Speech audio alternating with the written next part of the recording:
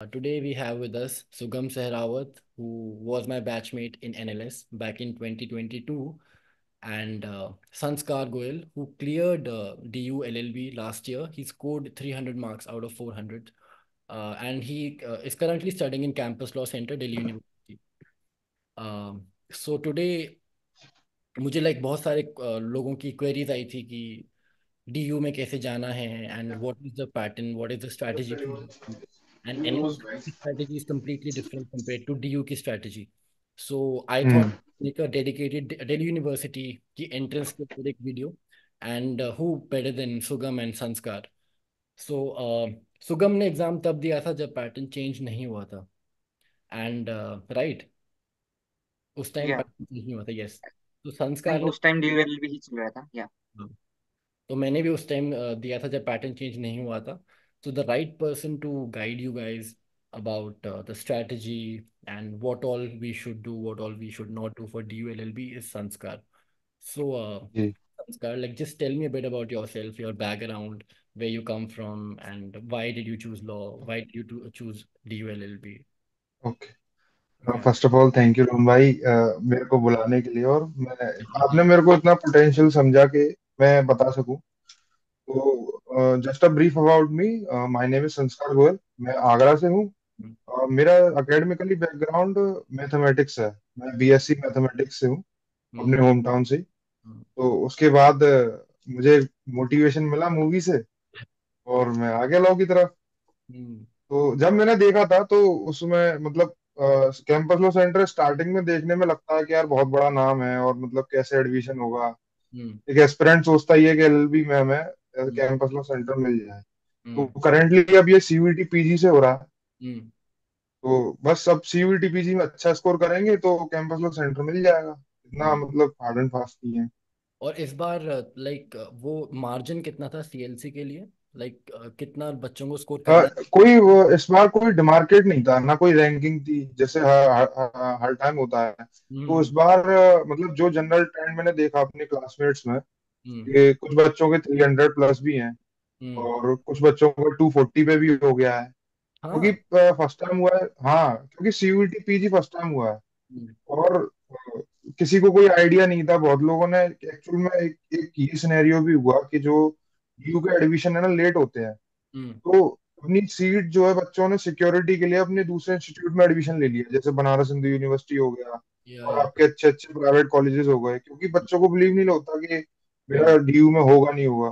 तो इसके थोड़ा लेट एडमिशन के चक्कर में इसका थोड़ा सा दिक्कत रहता है, बट इस साल जो है टाइम पे एडमिशन हो रहा है। हम्म तो इस साल अच्छा है, मतलब यहाँ पे क्राउड भी अच्छा आएगा, और हम्म जल्दी एडमिशन भी तरीके से होगा। हाँ क्योंकि हमारे टाइम पे काफी डिले हो गया था हमारा हाँ हाँ हाँ हाँ। एक जिन लोगों को नहीं पता even I was a part of CLC NLS join करने से पहले I was a part of the 2022 batch 2021 batch actually but हमारी क्लासेस 2022 से स्टार्ट हुई थी फिर NLS ने नोटिफिकेशन निकाला मैंने दिया मेरा हो गया वहाँ पे मुझे सुगम मिला एंड बट सुगम ने चूज किया कि वो NLS छोड़ देगा and he go to CLC वो उससे पूछेंगे एंड में so Sanskar just tell me about the CUET exam क्या एग्जाम है क्या इसके सेक्शन होते हैं एंड कितने क्वेश्चंस आते हैं is there any negative marking to it and what ये वाज हाँ। स्ट्रेटजी पर सेक्शन ओके। या तो मतलब सीयूईटी पीजी इस साल बदल गया है। पिछले साल जो था 100 क्वेश्चंस का था। हम्म अब इस टर्म से सीयूईटी पीजी जो 75 क्वेश्चंस में था, जिसमें ओके आपके नेगेटिव मार्किंग है। सीयूईटी पीजी में सबसे जो हमें ध्यान रखने वाली चीज है नेगेटिव मार्किंग। हम्म तो अगर हम श्योर नहीं है ना, तो हमें क्वेश्चन नहीं लगाना है। और और नेगेटिव हमारी जो स्ट्रेट 25 या 0.33 नहीं नहीं नहीं, पॉइंट सीधे 1। अगर ओ आपको 4 मिल रहे हैं तो एक जाएगा। तो 0.25 हो गया नेगेटिव मार्किंग हाँ, या परसेंट वाला। 1/4। हम्म 1/4।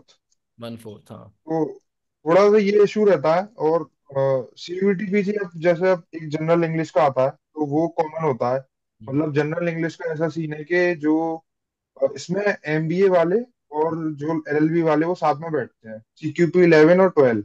सो बेसिकली वो तो जो कॉम्बिनेशन जनरल, जनरल इंग्लिश हाँ, तो वो दो सेक्शंस में आता है, सेक्शन ए और सेक्शन बी, हम्म इंग्लिश वाला। तो ओके। इंग्लिश वाला काफी इजी आता है, उसमें इतना कुछ नहीं है कि हम एक्टिव पैसिव और ये सब इतना नहीं आता। अगर आपकी एक वोकैब पे एक पकड़ है, हम्म। एक अच्छी वोकैब आपको आती है, तो इजी टू अटेम्प्ट है, अगर हम इंग्लिश मीडियम से हैं तो। हम्म। वो इतने टफ नहीं आते। बाकी यही है कि अगर हमारे पास टाइम है तो हम्म। हम रोज जो है ना बस एक बार वर्ड एसोसिएट कर लें कि जो हम्म। हमें वर्ड्स दिख रहे हैं जो कॉमन है। जैसे आपका डेलिब्रेट हो गया, डेलिब्रेट की क्या मतलब होती है, तो एक बार कि हमें अगर पढ़ें तो हमें आइडिया लग जाए हम्म। कि ये इस सिनेरियो में यूज हो रहा है। ओके। बाकी आपका उसके उसके बाद आपका आता है जीएस, जो सेक्शन भी है वो इम्पोर्टेंट है, क्योंकि वही जो है हमें इंस्टीट्यूट दिलवाता है। इंग्लिश तो सब कर लेते हैं, हम्म। हम्म। तो उसको हम डिवाइड करते हैं। एक तो जीएस में अपना लीगल अवेयरनेस, अब इस साल जो है लीगल अवेयरनेस भी आ गया है, पिछली साल लीगल अवेयरनेस भी नहीं था। हम्म। एक हमारा जो जनरल जनरल अवेयरनेस था उसमें लीगल अवेयरनेस नहीं था। हम्म। अब लीगल अवेयरनेस और आपका एक टेंडर अवेयरनेस करके जो टॉपिक है वो भी आ गया है। हम्म। बाकी आपका मैथमेटिक्स रहता, मतलब मैथमेटिक्स क्वांट वाला थोड़ा सा हिस्सा रहता है। और आपका एक उसमें लॉजिकल रीजनिंग वाला रहता है। हम्म। और बस यही पैटर्न है इसका। तो अच्छा एक चीज है। बोलिए, सॉरी टू कट यू। बताइए बताइए बताइए। मैं बोल रहा था जैसे इस बार बहुत बच्चों का ना लाइक ये काइंड ऑफ कंप्लेंट है कि जिनकी मैथ्स अच्छी है, या जिनकी हम्म लॉजिकल, जैसे थोड़ा एमबीए टाइप एग्जाम हो गया ये शिफ्ट, तो उनको वो एक हम्म। ड्यू एडवांटेज है compare to people who come from arts background. So hmm like maths का जो लेवल है, इज इट लाइक हार्ड? क्योंकि हमारे टाइम पे तो बहुत इजी था, लाइक एट्थ नाइन्थ वाली हम्म मैथ्स हम्म हम्म वाली। हम्म। बट फॉर यू गाइस क्या लेवल है? Is it like really really hard, या फिर क्या सीन है उसका मैथ्स का, क्वेश्चंस का? नहीं, मैथ्स का एक्चुअली एक्चुअल में ये सच है कि मैथ्स का ना सीन काफी हम्म। जो मतलब फर्स्ट ऐसा मे भी हो सकता है कि सीयूईटी पीजी फर्स्ट टाइम हुआ था इतने ग्रैंड लेवल पे। हम्म। मतलब इससे पिछले ईयर प्रीवियस मतलब प्रीवियस ईयर से प्रीवियस ईयर जो सीयूईटी होता था हम्म। वो सिर्फ कुछ ही इंस्टीट्यूट में एडमिशन होते थे, जैसे जैसे बनारस हमारा हिंदू यूनिवर्सिटी हो गया या कुछ इंस्टीट्यूट्स। हम्म। अब इस साल जो सीयूईटी इतना ग्रैंड एग्जाम हो गया है कि अब ऑल ओवर इंडिया सारे जो एडमिशन है वो सीयूईटी से हो रहे हैं, तो हम हम्म। एक्सपेक्ट कर सकते हैं थे कि कुछ उन्होंने इम्प्रूवमेंट्स किए होंगे। हम्म। बट हाँ, मैथ्स के क्वेश्चंस काफी उसमें प्रायोरिटी पे थे और बहुत बहुत मतलब अच्छे रेशियो में बच्चों ने मैथ्स के क्वेश्चन से अपना सिलेक्शन लिया है। तो उनका लेवल वाज अबव एवरेज? नहीं अब लेवल नॉर्मल लेवल लेवल था, मतलब एक तो मैथ के बैकग्राउंड से हो तो हाँ तो मतलब पर्सपेक्टिव थोड़ा सा नीचे लेकर आओ और लाइक हाँ वहाँ से जिस लाइक नॉर्मल बच्चे के लिए जो आर्ट्स से है या जिसका मैथ इतना स्ट्रांग नहीं है, उसके लिए भाई, मैं इसके ऊपर ना एक एक तरीका डिस्कस करना चाहूंगा, अगर आप मेरे को बताएं तो। या ऑफ कोर्स। तो सीयूईटी मतलब सीयूईटी क्या, हम हर एग्जाम में यही सुनते हैं कि सिलेबस और जो पीवाईक्यू है वो इम्पोर्टेंट होते हैं, हम्म।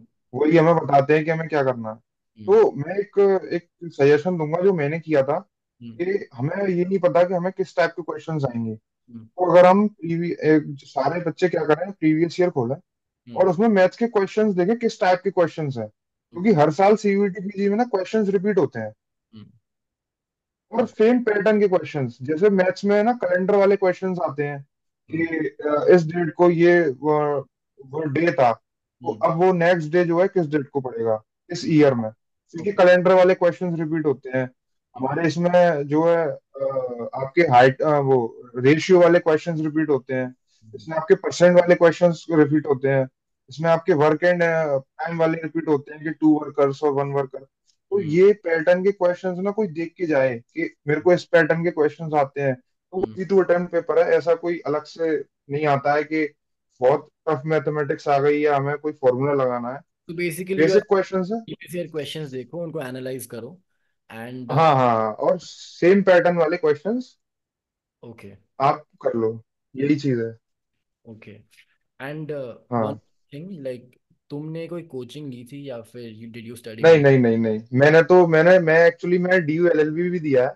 हम्म। बट फॉर्च्यून वाली बात है, मेरा हुआ नहीं था, मेरा 250 स्कोर था डीयू एलएलबी में। मेरा फर्स्ट कॉम्पिटेटिव एग्जाम था, तो उसमें मुझसे थोड़ी सी मतलब गलतियां, मैं घबरा गया था थोड़ा सा। हम्म। तो वो नेगेटिव मार्किंग में मेरी काफी कम स्कोरिंग हो गई। अच्छा। तो फर्स्ट टाइम जो लर्निंग थी ना, मेरे को तभी पता चल गया था कि कोचिंग की जरूरत नहीं पड़ती है। हम्म। कि कोचिंग में क्या टीचर है ना ऐसे पढ़ाता है कि हमें ना हमें 75 या 100 क्वेश्चन सारे लगाने हैं। हम्म। बट सच्चाई यही है, आप लोगों को भी पता है कि हमें सिलेक्शन के लिए चाहिए 70 नंबर, 70 क्वेश्चन बहुत है। हम्म। इतने क्वेश्चन में सीएलसी आराम से मिलेगा। सुगम भाई, आपका क्या मानना है इसमें? आप थोड़े रिस्क लेने वाले बंदे हो। तो आपका क्या actually for CVT I will like, CVT पे बात करें तो भाई सीवीटी पे ये है कि लास्ट ईयर था, 100 क्वेश्चंस थे। हम्म। सो 400 मार्क्स का एग्जाम था। And hmm. कट ऑफ वो एकदम कट ऑफ सिस्टम डीयूएलएलबी के एकदम सेम इक्विवेलेंट था, कि हम्म। लगभग 260 से लेके और 300 तक बच्चों के एडमिशन हुए, अब भी हुए हैं। लेकिन इस साल चेंज आया, मेजर चेंज आया, दो मेजर चेंज आए कि 75 क्वेश्चन हो गए। 4 मार्क्स का वन क्वेश्चन है, 1 मार्क्स नेगेटिव के लिए गया, 1/4 की नेगेटिव मार्किंग है। तो 300 मार्क्स के आपके टोटल रहेगा। तो 300 में से भाई आप लेके चलते हो लगभग 60-70% का टारगेट रखना पड़ेगा बच्चों को। दो दूसरा मेजर चेंज क्या हुआ कि लीगल अवेयरनेस एक सब्जेक्ट ऐड हो गया आपकी बार जीएस के अंदर। सो लीगल अवेयरनेस ऐड हुआ, इट मीन्स कि पिछली बार वो एक जनरल एग्जाम था, किसी भी बैकग्राउंड से कोई भी कैंडिडेट आ रहा है तो उसके लिए एक जनरलाइज्ड एग्जाम था, देयर इज नो स्पेशलाइजेशन, कोई रिक्वायरमेंट थी नहीं आपको लीगल के बारे में जानने की। इस बार में भी संस्कार जैसे संस्कार ने कहा कि लीगल अवेयरनेस में आपके जजमेंट्स या इस बार थोड़ा सा लीगल पॉइंट ऑफ व्यू बच्चे को रख के जाना पड़ेगा जीएस के परस्पेक्टिव में। बेसिक हम्म। जीएस अगर कोई कवर कर रहा है by newspaper by current affairs अगर जा रहा है तो थोड़ा लीगल लेंस लगा के ही आपको पढ़ना पड़ेगा। ये इस बार थोड़ा रिक्वायरमेंट है। बाकी उसमें बेसिकली जैसा बताया कि इस बार मैंने भी थोड़ा देखा सिलेबस को जो दिया गया है तो एकदम सेम है, एसएससी के लेवल का आप कह सकते हो कि उसमें एक इंग्लिश बेसिक है। कंप्यूटर के क्वेश्चंस हैं, पिछली बार भी तो थोड़े बहुत आते हैं वो बेसिक कंप्यूटर भी, अगर कोई एक एज है, कोई कंप्यूटर बैकग्राउंड से आता है तो वो एज मिल जाती है, बैकग्राउंड आपका वहां पे थोड़ा एज दे देता है। कोई मैथ्स बैकग्राउंड से जैसे संस्कार है तो मे भी हम्म। मैथमेटिक्स के क्वेश्चंस में क्वांटिटिव एप्टीट्यूड में एज हो जाता है। हम्म। इंग्लिश में जनरल है सबके लिए, रीजनिंग बेसिक है, सिलोजिज्म है, एनालॉजी है, कोडिंग डिकोडिंग, इस टाइप के बेसिक क्वेश्चंस आते हैं, कोई भी कर सकता है। इंग्लिश वेरी बेसिक है। जीएस में ही एक टर्निंग पॉइंट कह सकते हैं कि जीएस की ही प्रिपरेशन एक्चुअली मैटर करती है। जैसा हम्म। कहा संस्कार ने कि जीएस की और कोचिंग की कोई जरूरत मेरे ख्याल, मेरे हिसाब से भी अकॉर्डिंग टू मी कोई है नहीं ऐसे, नेसेसरी एकदम कह ही नहीं सकते इसको। हम्म। आप न्यूज़पेपर पढ़ रहे हो, अवेयर हो, तो मतलब कि आप कर लोगे आराम से। मतलब बेसिकली एक वो एनटीए कंडक्टिंग अथॉरिटी, आपको ये रखना ध्यान में रखना कि नेशनल टेस्टिंग एजेंसी करवा रही है एग्जाम, हाँ। कॉलेज की कोई एजेंसी नहीं है। सो हम्म। नेशनल टेस्टिंग एजेंसी है तो वो गवर्नमेंट जॉब के एग्जाम्स भी कंडक्ट कराते हैं। सो हम्म। बेसिकली वहां पे जो क्वेश्चंस का लेवल रहता है वो आप कह सकते हो कि एसएससी या अदर जो गवर्नमेंट जॉब एग्जाम्स होते हैं तो मैथमेटिक्स इंग्लिश और रीजनिंग में आप वहां से हम्म। इम्प्लाई थोड़ा सा ले सकते हो, इन्फ्रेंस ड्रा कर सकते हो, थोड़ा सा आप कर सकते हो।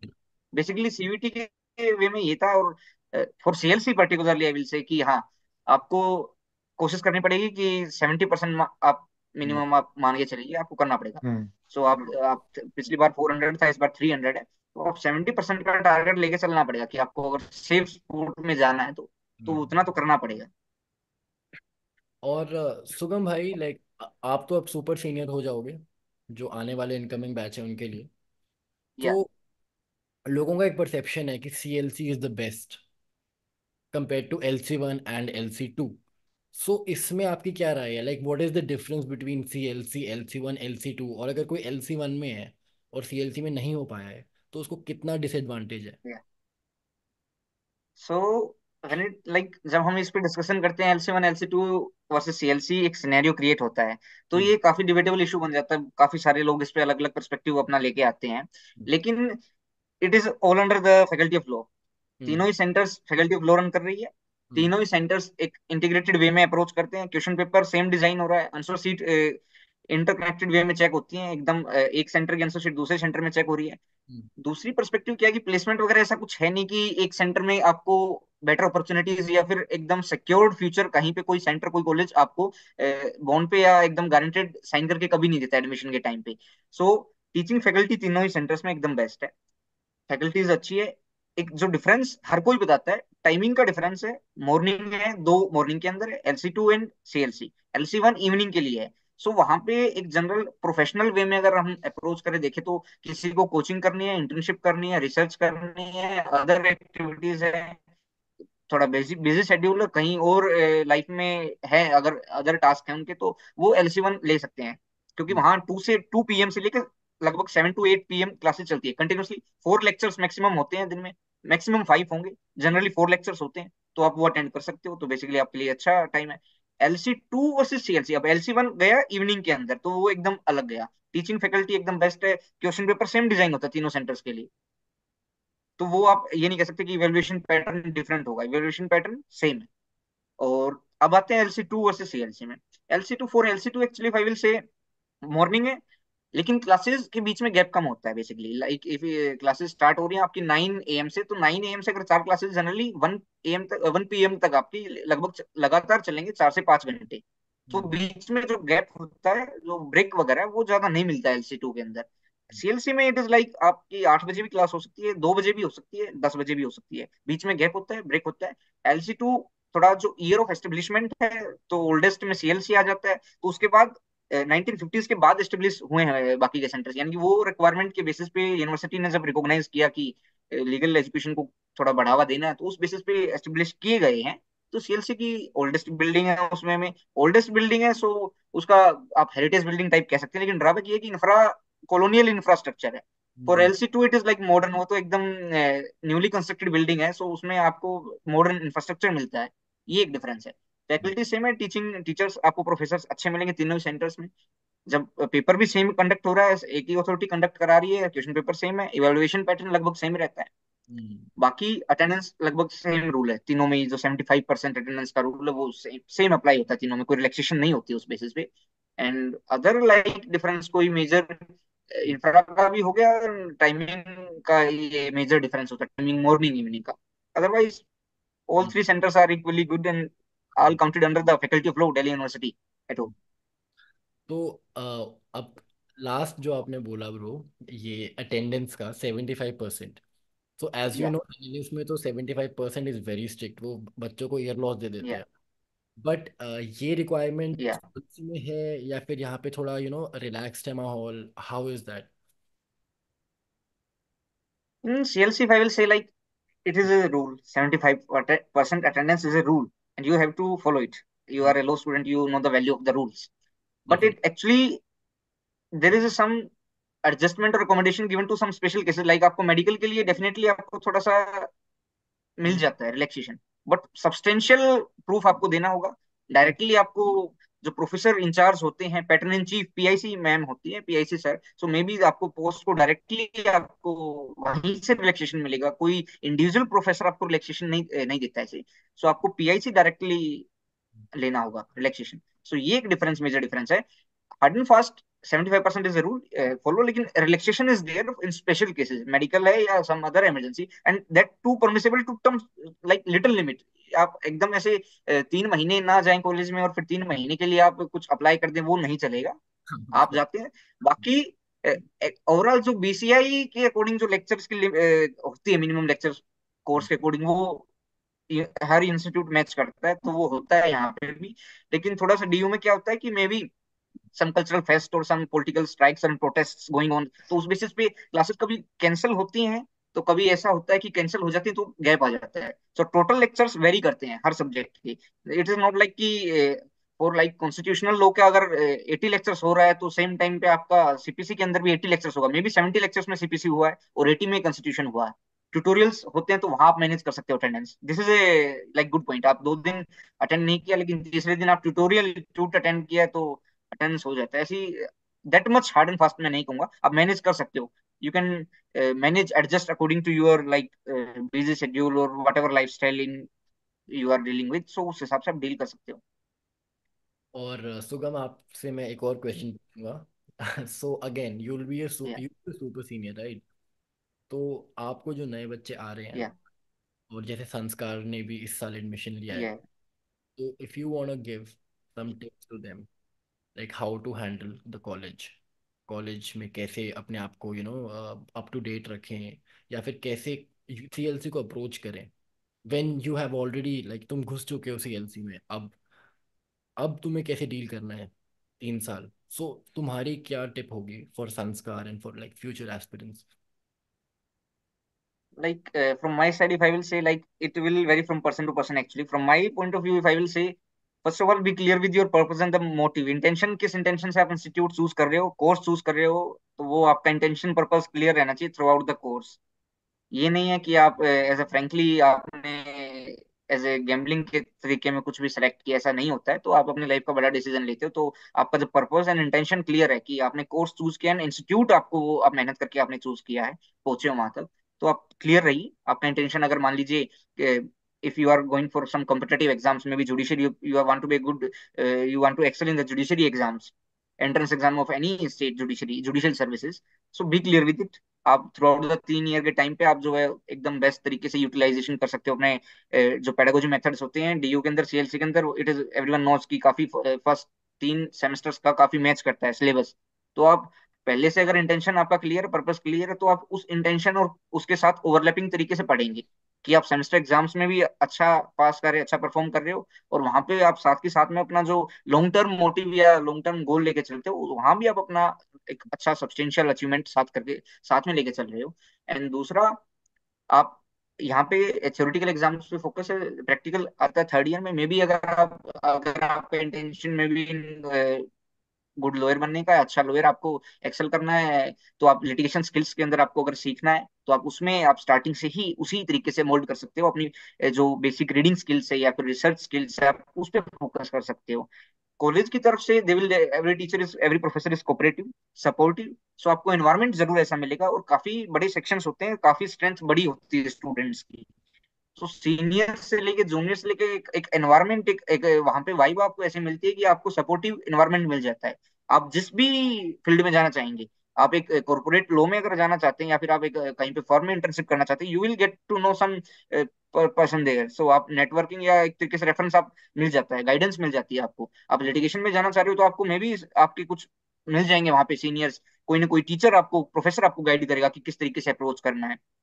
आपको जुडिशियल सर्विसेज में जाना है, तो वहां पे भी आपको गाइड करने के लिए सम टीचर्स, प्रोफेसर्स, वो आपको वेरी फर्स्ट डे पे ओरिएंटेशन के टाइम पे, मतलब ये जो पहला वो बताते हैं, तो वो एकदम बेसिकली आपको इस तरीके से बता देते हैं कि आपको कैसे अप्रोच करना है। हम्म। तो आप लेक्चर्स को भी, यानी कि आप जो सब्जेक्ट को भी अप्रोच करते हैं, वो भी आपको क्लियर रखना चाहिए अपना। एंड आपको अगर मान लीजिए किसी गवर्नमेंट जॉब की या एसएससी यूपीएससी की आप कर रहे हैं, तो वहां पे वो भी मतलब स्टूडेंट्स आपको मिल जाते हैं, यानी बिल्कुल। कि उस तरीके से भी आप अप्रोच कर सकते हो। लाइक दिस या नोटिस कि डीयू में, लाइक एलएलबी में आपको हर टाइप के लोग मिलेंगे। जैसे एनएलएस में यू मस्ट हैव नोटिस, वहाँ पे लोगों का बेंट कॉर्पोरेट लॉ की तरफ को ज़्यादा है, लाइक या मैक्सिमम लोगों का। बट दिल्ली यूनिवर्सिटी में मैक्सिमम। काफ़ी कॉर्पोरेट लॉ की साइड लोग मिलेंगे, लिटिगेशन की साइड लोग मिलेंगे। आपको जुडिशरी करना है या फिर आपको यूपीएससी करना है, एसएससी करना है, कुछ भी करना है, आपको हर तरीके का क्राउड मिलेगा दिल्ली यूनिवर्सिटी का। सो आई थिंक वो जो वाइब्रेंसी, यस। वो यहाँ पे दिल्ली यूनिवर्सिटी में ज़्यादा है कंपेयर टू एनएलयू बैंगलोर। हम्म। तो या या यही। मतलब इसमें रोहन में यही बात ऐड करना चाहूंगा कि एकदम ये ऐसा एक लोकेशन की भी बात हो जाती है कि सीएलसी और फैकल्टी ऑफ लॉ एकदम सेंटर में लोकेटेड है नॉर्थ कैंपस में। तो आपको चारों तरफ जो कॉलेजेस हैं, तो यहाँ पे एमबीए के स्टूडेंट्स से भी आप इंटरेक्ट करते हो कैंपस में जब निकलते हो कहीं ना कहीं। कोई डीएससी का स्टूडेंट है, कोई एफएमएस से है, कोई मास्टर्स कर रहा है आप यहाँ पे फैकल्टी ऑफ आर्ट्स के अंदर। सो डिफरेंट आप यहाँ पे एकदम इंटरेक्शन जो होता है, तो जिस आप अलग अलग फील्ड से एकदम इंटरेक्ट करते हो, अलग अलग जो लोग अलग अलग फील्ड में जा चुके हैं या जाने लग रहे हैं, बिल्कुल तो भाई। आपको उनका पर्सपेक्टिव उनके नजरिए से आप देखते हो, तो वो एकदम डाइवर्सिफिकेशन ऑफ योर इंटरेस्ट में, या डाइवर्सिफिकेशन आपको मिल जाता है यहाँ पे, वाइब्रेंसी एज यू से, कि वो एकदम है, आपको वहां मिलती है यहाँ पे। ये एक मैं कहूंगा एज है यूनिवर्सिटी के पास या कॉलेज की लोकेशन है। और तो डेफिनेटली एक ही एज है। आप किसी कॉलेज में जाएंगे तो मे बी वो कहीं फार अवे, कहीं दूर सिचुएटेड है, या फिर क्लोज्ड कैंपस होता है एकदम, तो वो क्लोज्ड कैंपस नहीं कह सकते हम इसको, तो एकदम वो इसलिए थोड़ा ज्यादा। आप भी पहले हंसराज में थे, मैं रामजत में था। लाइक नॉर्थ कैंपस में ऐसा लगता है पूरा इंडिया बसा हुआ है। हर। या मतलब हाँ। हाँ, मैं केएमसी में था उस टाइम से भी हम देखते हैं। आपने रामजस जैसे बताया, तो रामजस आप अ, साथ में है बिल्कुल, तो पास में। तो है ये कि आप अलग ही एकदम एक्सप्लोर करते हो, मिनी इंडिया कह सकते हो, कि मिनी इंडिया, या फिर आप एकदम एक्सप्लोर कर लेते हो काफी कुछ यहाँ पे, मिनी इंडिया कैंपस कह सकते हो इसको आप। So, this was a very fruitful session. I hope the future aspirants would take away a lot from this, and हमें यहाँ पे काफ़ी गाइडेंस मिली स्ट्रैटेजी की, संस्कार से। एंड जो यहाँ के सुपर सीनियर होंगे तुम्हारे, जो आए जो बच्चे आ रहे हैं, उनसे भी हमें गाइडेंस मिली है कि कैसा है कॉलेज, क्या करना चाहिए, क्या नहीं करना चाहिए। एंड संस्कार, one last question for you, like any final tips, like for the final, अब कुछ ही दिन बचे हैं। सो हम्म। आखिरी के दिनों में क्या करना चाहिए या क्या नहीं करना चाहिए फॉर those. नहीं बस मतलब यही है कि अब ज्यादा है ना, उसको मतलब ओवर रेट ना करें। एग्जाम में नॉर्मल है, सरकारी एग्जाम है, सरकारी तरीके से करना है। सीधा सीधा है ना, सीधा तरीका है। अगर आपने आज ये वीडियो देखा है, जब भी देखा, आप एग्जाम का अपना पीवाईक्यू निकालो, उसको लगा के देखो साथ की साथ कितना बैठ रहा है, स्कोर बैठ रहा है नहीं बैठ रहा है। उसके बाद उसके क्वेश्चंस एनालाइज करो कि गवर्नमेंट एग्जाम है, हर साल क्वेश्चन का पैटर्न रिपीट होता है। Hmm. आपको मैं बता रहा हूँ, हर साल पैटर्न रिपीट होता है। जैसे पॉलिटी है, जीएस के नाम पे ये लोग है ना सिर्फ पॉलिटी से क्वेश्चंस देते हैं, और फ्रीडम स्ट्रगल से जो देते हैं कि हाँ भाई फ्रीडम स्ट्रगल से पूछ लिया, क्विट इंडिया मूवमेंट कौन सा होता है। मैं आपको अपनी बेसिक स्ट्रेटेजी बता देता हूँ, जिससे शायद हेल्प हो जाए। जैसे जीएस में ना सबसे अच्छा तरीका है प्रिपेयर करने का, अगर बच्चों के पास एक लक्ष्मीकांत बुक आती है पॉलिटी की, वर्ल्ड फेमस है, वो बाइबल बोलते हैं उसे, तो अगर वो मिल जाए तो उसमें कुछ टॉपिक्स हैं, जैसे इमरजेंसी, प्रेसिडेंट, प्रीएम्बल, या आप एक स्केड्यूल्स की स्कीम एक गो थ्रू कर लें कि कौन सा स्केड्यूल में क्या है। एक प्रॉपर एक आर्टिकल्स की स्कीम गो थ्रू कर लो एंड में, कि आप इंडेक्स में देख लिया कि जैसे आर्टिकल जो है फंडामेंटल राइट्स में 7 फंडामेंटल राइट्स हैं, कौन सा आर्टिकल कौन से फंडामेंटल राइट बताता है। ये बेसिक बेसिक चीजें कर लो। आप जो इम्पोर्टेंट टॉपिक्स पकड़ लो पॉलिटी में से, जैसे इलेक्शन है, राज्यसभा है, लोकसभा है, ये कुछ इंपॉर्टेंट टॉपिक्स है, पूरी पॉलिटी नहीं। अपना फ्रीडम स्ट्रगल के लिए मैं बताता हूँ, मैंने एग्जाम से एक दिन पहले के एस रंधावा बुक आती है, आप लोगों को पता होगा शायद, उसकी 9th क्लास की या 10th क्लास की, तो उसमें फ्रीडम स्ट्रगल चैप्टर दिया हुआ है। मैं सिर्फ वही पढ़ के गया था और मेरा उससे क्वेश्चंस लग गए थे। तो इतना है, थोड़ा सा प्रीवियस ईयर पेपर्स को ही है ना एनालाइज करके इन्हीं में बेटर बेटर करना है बस। यही उससे ही फायदा होगा। मैथ्स में क्वेश्चंस पिछले साल के देखो, इस टाइप के क्वेश्चंस आ रहे हैं, उनको प्रैक्टिस करके देखो, नेट पे देखो कि इनका क्या पैटर्न है सॉल्व करने का। जैसे मेरे को कोडेड वाले जो क्वेश्चंस है ना, जैसे एक आपने एक कोड दे दिया और उसके बाद उनका अंदर जो कोड हिडन होता है, कैलेंडर वाले क्वेश्चंस है, वो मेरे लिए नए थे। तो मैंने जब प्रीवियस ईयर लगाया तो मैंने उनको मार्क कर लिया था कि एग्जाम से पहले मुझे इस टाइप के क्वेश्चंस को अच्छे से रिवाइज करके जाना है। तो मेरी प्रिपरेशन ऐसी थी, प्रीवियस ईयर पेपर्स को क्वेश्चन बाय क्वेश्चन एनालाइज करके। जीएस में इतना ही है, आप कुछ मत करो हिस्ट्री वगैरह में, फ्रीडम स्ट्रगल, पॉलिटी, बस ये। और एक अपने इंडिया के जो इम्पोर्टेंट अवार्ड्स हैं, जैसे नोबेल प्राइज हुआ आपके, कुछ चक्र हुए, या अपना नेशनल नेशनल अवार्ड्स जो हुए, सिर्फ नेशनल अवार्ड्स और जो इम्पोर्टेंट अवार्ड्स हैं वो, और भारत रत्न हुआ उसकी जो थोड़ी सी हिस्ट्री। अब जैसे अभी एल के अडवाणी जी को भारत रत्न मिला है, वो बड़ी इंपॉर्टेंट न्यूज है, हो सकता है आ जाए, क्योंकि काफी टाइम बाद मिला है, 2019, काफी टाइम बाद एक भारत रत्न मिला है। और बाकी आप लॉजिकल रीजनिंग में क्वेश्चंस का पैटर्न आपने बताया, जैसे सुगम भाई ने बताया सिलोगिज्म वाले क्वेश्चंस हैं, तो उनको थोड़ा सा प्रैक्टिस कर लो कि ये क्वेश्चंस आएंगे। अजम्पशन वाले जो क्वेश्चंस है वो आएंगे, वो कैप का थोड़ा सा देख लिया। बट बस एग्जाम में यही ध्यान रखना है कि अगर हमें क्वेश्चन नहीं आता ना, तो उसको लगाना नहीं है, उसमें चांस नहीं लेना है। क्योंकि मेरा जो डी एल एल बी का जो पेपर था ना, उसका कम स्कोर का रीजन ये था कि मैंने जो है अपनी हाँ मतलब होपलेस में मैंने गलत आंसर लगा दिए। तो वो गलत आंसर ना दुख ज्यादा देते हैं। आप यही टारगेट करें कि 70% पेपर करके आना और वही सही करके आना है, कोई रिस्क नहीं लेना।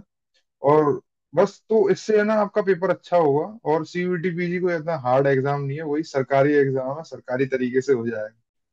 These were the final tips by Sanskar. And one more हाँ, thing. मैं एक चीज और ऐड सॉरी मैं एक चीज ऐड करना चाहूंगा।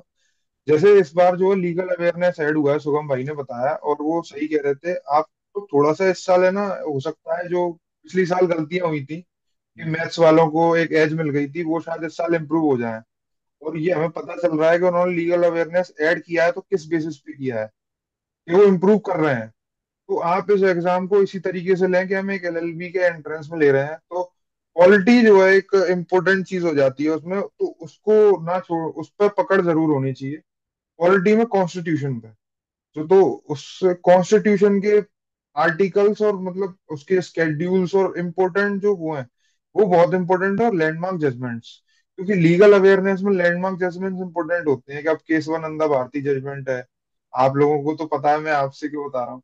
बट के एस पुट्टस्वामी जजमेंट हो गया, तो ये ऐसे जजमेंट्स है ना कि मतलब एक एज अ लीगल बैकग्राउंड वाले को सोते सोते हुए उठा के भी पूछ लिया ना कि हाँ भाई ये इससे रिलेटेड है, तो इतना तो वो माइंडसेट लेके चलें कि इस साल जो है मैथ वालों को एज नहीं मिलने वाली।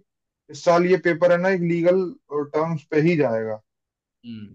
तो गाइज एक लास्ट टिप मैं भी ऐड कर लेता हूँ कि फॉर्म बाकी कॉलेजेस के भी भरो, MHCET के भी भरो, PU के भी भरो, सिर्फ DU पे लाइक रिलाई मत करो, क्योंकि it doesn't matter eventually. And में क्या मैटर करता है कि तुम लॉ स्कूल में कितना ग्राइंड कर रहे हो।